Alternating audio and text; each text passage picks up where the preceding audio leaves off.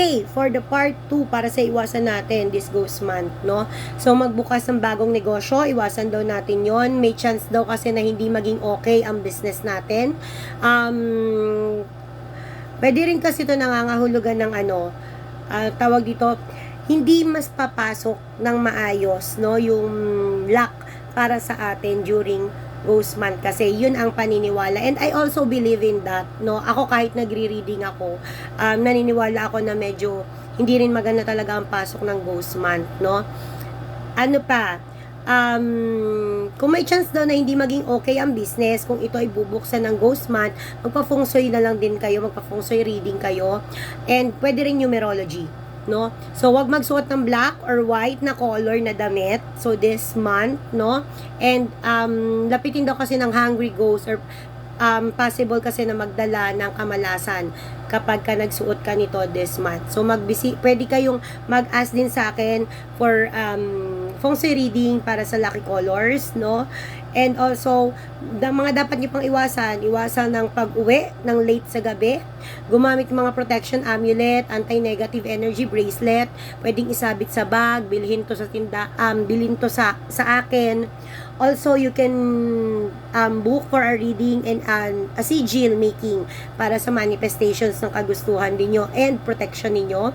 Then, iwasan ang mapagsuswimming, no? Pinaniniwalaan daw kasi na mga hungry ghosts ay nasa pool or nasa body of waters, no? Kung mapapansin nyo yung paniniwala ng Japanese, no, na yung mga ghosts is pop up sila into bodies of water, no? So possible na malunod kasi during this ghost months, no? Also, sinasabi rin dito yung paglilipat bahay, iwasan daw munang lumipat during August 4 to September 2, and siguraduhin magpapungsoy talaga kayo bago maglipat ng bahay or negosyo, no?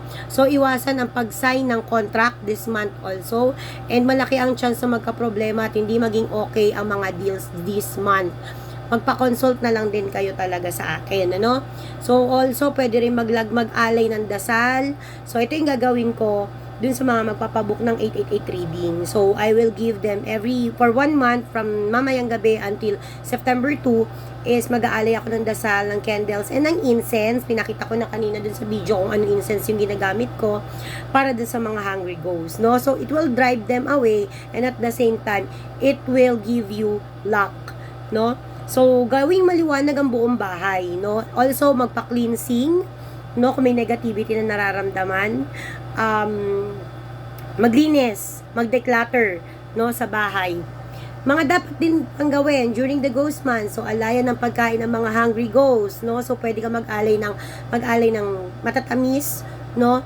Personal na pupuntahan ang inyong mga yumao na kamag-anak. Pwede rin mga bumili ng mga protection amulet, and ilagay ito sa bahay at sa negosyo, no? So, pwede ka rin magsuot ng red or happy colors na damit para ma-attract natin yung good fortune or yung swerte, no?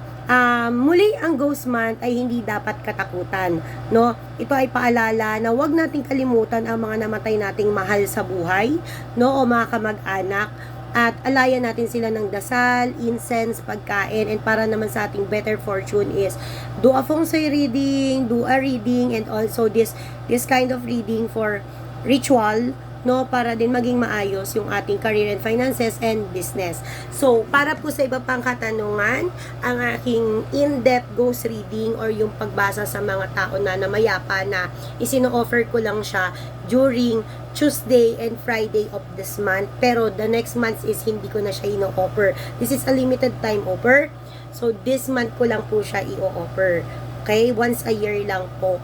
That is 1,000 pesos po. Okay? And yung 888 ritual reading for career, finances, and love life, with ritual na yun that is good for 1 month. So, aalayan ko po ng incense gabi-gabi po yung inyong mga pangalan in order to attract good fortune and to drive away negative energies.